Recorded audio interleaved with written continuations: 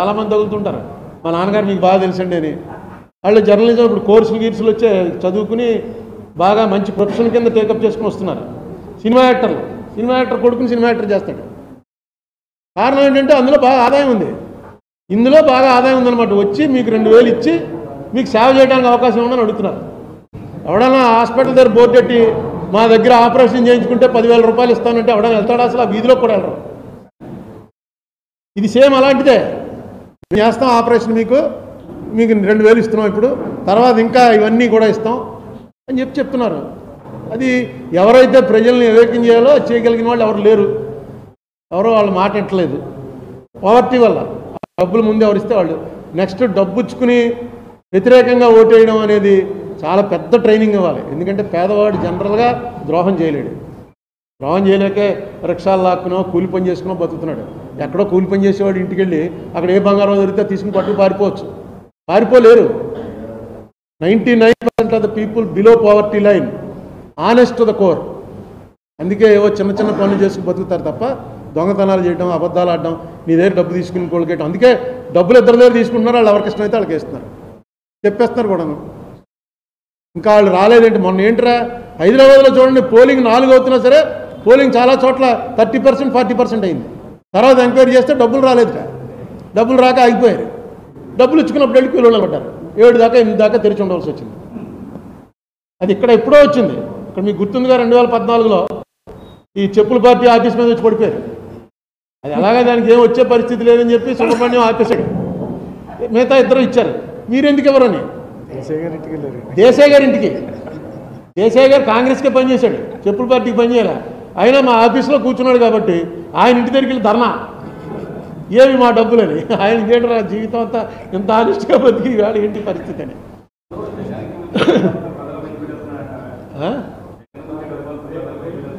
వాళ్ళకు వచ్చే డబ్బు వేరు. దేశంలో చాలా ఉన్నాయి.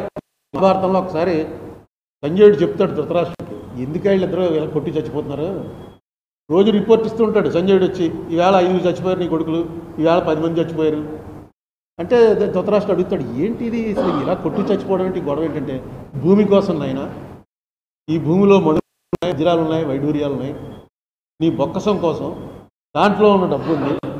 రాజులు కొట్టుకునేది ఎప్పుడైనా సరే దీనికోసమే కొట్టుకుంటారు, ఇది సహజం, సృష్టిది అన్నాడు. చదువుతుంటే నాకు అనిపించింది కూడా అదే.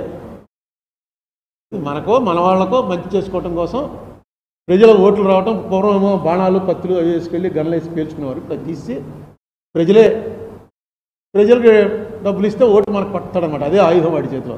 ఆయుధం ఉన్న ప్రజలు మనకు ఎక్కువ ఉంటే మనం గెలుస్తాం.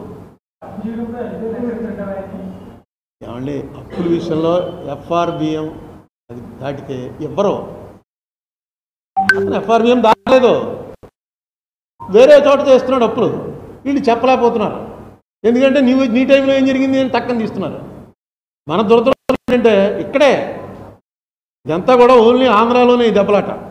అసెంబ్లీలో దెబ్బలాడుకోరు. మళ్ళీ వాళ్ళు పోనీ తెలంగాణ వాళ్ళు అసెంబ్లీలో దెబ్బలాడుకుంటున్నారు డాక్యుమెంట్లు చూపించి. ఇవాళ చూశాను పేపర్లో, సాక్షి పేపర్లో అనుకుంటాను, కింద వేస్తుంటాడు చిన్న బాక్సులు వేసి చిన్న మాటలు రాస్తాడు. అందులో ఒక ఎకనామిస్ట్ రాశాడు, 2014 నాటికి 54 లక్షల కోట్ల అప్పు భారతదేశానికి. ఇప్పుడు అది 2,05,00,000 కోట్ల అప్పు. ఎక్కడ 54 లక్షలు, ఎక్కడ 2,05,00,000 కేంద్రం చేసిన అప్పు. చంద్రబాబు నాయుడు గారు కానీ జగన్మోహన్ రెడ్డి గారు కానీ ఎవ్వరూ వస్తే కేంద్రం ఎలా చేస్తుంది ఏంటని అడగరు. వస్తే మాట్లాడరు. అది ఆయన అప్పు చేశాడు, ఈయన అప్పు చేశాడు పోనీ దాంతోపాటు కేంద్రం కూడా ఇలాగే దేశాన్ని అంతా అమ్మేస్తుంది, ఇలా అప్పుల పాలు చేస్తుంది అని ఒక్క మాట అనరు.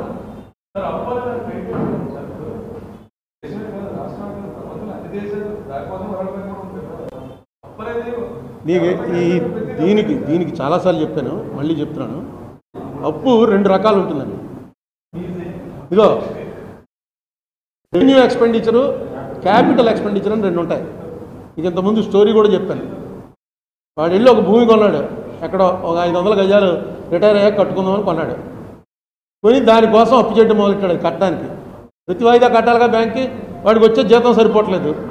నీ దగ్గర పక్క వాడి దగ్గర రూపాయి వడ్డీకి అప్పు తీసుకున్నాడు, ఇంకోటి దగ్గర రూపాయల వడ్డీకి అప్పు తీసుకున్నాడు, దాని EMIలు కడుతున్నాడు. దాని రేటు దీనికన్నా ఫాస్ట్గా పెరుగుతుంది అనుకో, వాడు చేస్తున్న పని కరెక్ట్. క్యాపిటల్ ఎక్స్పెండిచర్ అవుతుంది అది లేకపోతే రెవెన్యూ ఎక్స్పెండిచర్ అయిపోతుంది. ఇల్లు కట్టుకున్నాడంటే ఇల్లు కోసం అప్పు చేసాడంటే అయిపోయింది. ఇప్పుడు మన వాళ్ళు చేస్తున్నంత రెవెన్యూ ఎక్స్పెండిచరే.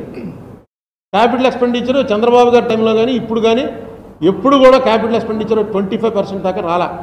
మీరు కాంగ్రెస్ గవర్నమెంట్ ఎప్పుడైనా చూసుకోండి, ఆంధ్రాలో 25% అవ్వకపోతే అక్కడ తీసేస్తారు సీఎంని. అక్కడ వేరే సెల్ ఉంటుంది ఢిల్లీలో, వాళ్ళు ప్రతిదీ చూసుకుని 25% రాలేదు అనేటువంటి ఒక వార్నింగ్ ఇస్తారు. నేను వెళ్ళి పాండిచ్చేరి సీఎం గారిని తప్పించి వైద్యలింగం అనే ఆయన్ని సీఎం చేసింది నేనే ఇన్ఛార్జిని. నేను చెప్పాను, అతను చాలా పాపులర్ లీడరు రంగస్వామితో జనం ఉన్నారండి మార్చొద్దండి అని. కానీ ఇగో తగ్గిపోతుంది మొత్తం. ఎలాగ మిగతా స్టేట్లు కూడా మొదలెడతాయి. ఎలాగైనా సరే ఆయనకి వెళ్ళి వార్నింగ్ చేయని, ఆయన నా వార్నింగ్ లెక్క చేయలేదు, పార్టీ పెట్టి నగ్గేశాడు. ఆయన మళ్ళీ సీఎం అయ్యాడు. ఇప్పుడు సీఎం ఆయనే. ఏం చెప్తాం, కాంగ్రెస్ అయితే ఒప్పుకోదు, పోతే పోయింది, ఎలక్షన్ పోతే పోయింది. కానీ మనకు ఒక గైడ్ లైన్ పెట్టుకున్నాం, రూపాయలో పావలా ఖచ్చితంగా క్యాపిటల్ ఎక్స్పెండిచర్ చేయాలి. మిగతా 30 అయినా పర్లేదు. పావలకు ముంచి వస్తుంది అనుకోండి క్యాపిటల్ ఎక్స్పెండిచర్, అది చాలా ఆరోగ్యకరమైనటువంటి దీంట్లో ఉన్నట్టు. కానీ ఓడిపోతారు.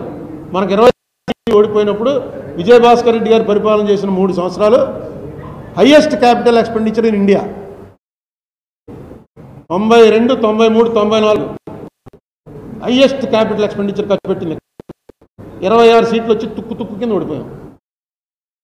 దానికి ఎలక్షన్కి సంబంధం లేకపోవచ్చు, కానీ కొన్ని లైన్స్ ఉంటాయి. ఇప్పుడు తండ్రి చిన్నప్పుడు సినిమాకి తీసుకెళ్ళు, ఇంకో చోట తీసుకెళ్ళి అంటే తీసుకెళ్ళకపోతే కొడుకు తెగ తిట్టేస్తాడు.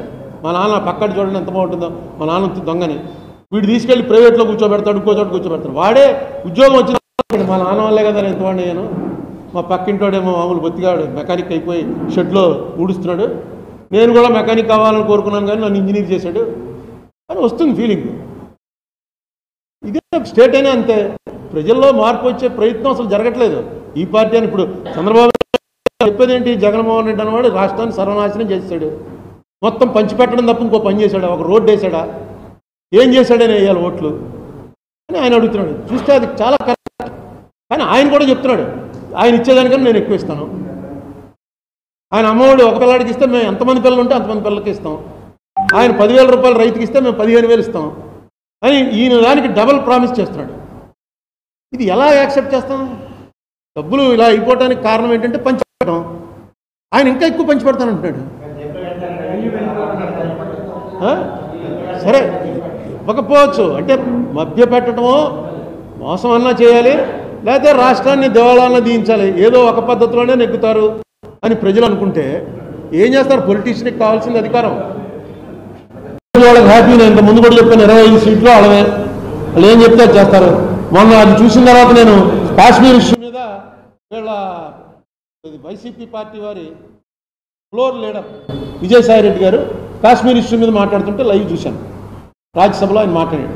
ఆయన క్లియర్గా జవహర్లాల్ నెహ్రూని బీజేపీ వాళ్ళు కూడా అంత దారుణంగా తిట్టరు, అంత దారుణంగా తిట్టాడు జవహర్లాల్ నెహ్రూ.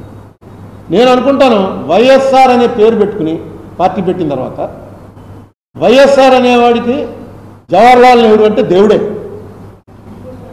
ఎప్పుడు మాట్లాడినా జవహర్లాల్ నెహ్రూ అన్నవాడు ఏ స్టేజ్ నుంచి ఏ స్టేజ్కి ఈ దేశాన్ని తీసుకొచ్చాడరా అన్న దాని మీద ఆయనకు అర్థమయ్యేది కాదు అసలు.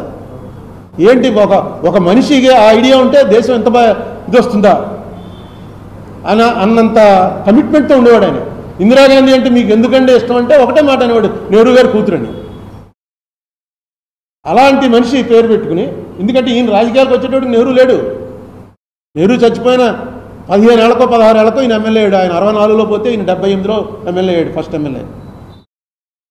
వీళ్ళు పెట్టుకున్న తర్వాత కాశ్మీర్ ఇష్యూలో ఒకసారి రాయ్ బుచ్చర్ అని ఉన్నాడు. ఆయన పేపర్లు చూడండి, మీకు ఢిల్లీలో ఉన్నారు, లైబ్రరీలో ఉంటాయి, లేకపోతే తీన్మూర్తి లైబ్రరీ ఇప్పుడు తీసేట, నెహ్రూ గారి పర్సనల్ లైబ్రరీ ఉంది అక్కడ. అందులోకి వెళ్ళి రాయ్ బుచ్చర్ అతను మనకి జనరల్, ఆ జనరల్ రాసినటువంటి లేఖలు, నెహ్రూ గారు రాసిన లేఖలు అన్నీ ఉన్నాయి అందులో. నెహ్రూని తప్పకుండా నెహ్రూ తప్పు చేశాడు రా అని ఇంకోటేదో చెప్పచ్చు, కానీ డాక్యుమెంటరీ ఎవిడెన్స్ తోటి మీరు పార్లమెంట్లో మాట్లాడాలి. వాళ్ళు వీళ్ళు చెప్తుంది మాట్లాడితే ఎలాగా? విజయసాయిరెడ్డి గారు చార్టెడ్ అకౌంటెంట్, బాగా చదువుకున్నవాడు. ఓన్లీ బీజేపీ వాళ్ళ అప్పుడు ఫేస్ అమిత్ షా మీద వేశారు, ఇంకా బీజేపీ వాళ్ళ మీద వేశారు, మహా ఆనందంగా ఉన్నారండి. నెహ్రూని మనకన్నా ఎక్కువ తిడుతున్నాడు రా. వైఎస్ఆర్సీపీ అనేది బీజేపీ పాలసీలోకి వెళ్ళడానికి మాత్రం కరెక్ట్ కాదు. మీ ఓటర్స్ బీజేపీ ఓటర్స్ కాదు, మీకు వైఎస్ఆర్ని బట్టే మీ పార్టీ. వైఎస్ఆర్ ఏం చేశాడో అవి చేస్తాడనే తప్ప మీ ఐడియా ఇవాళ నా కోసం నేను బీజేపీ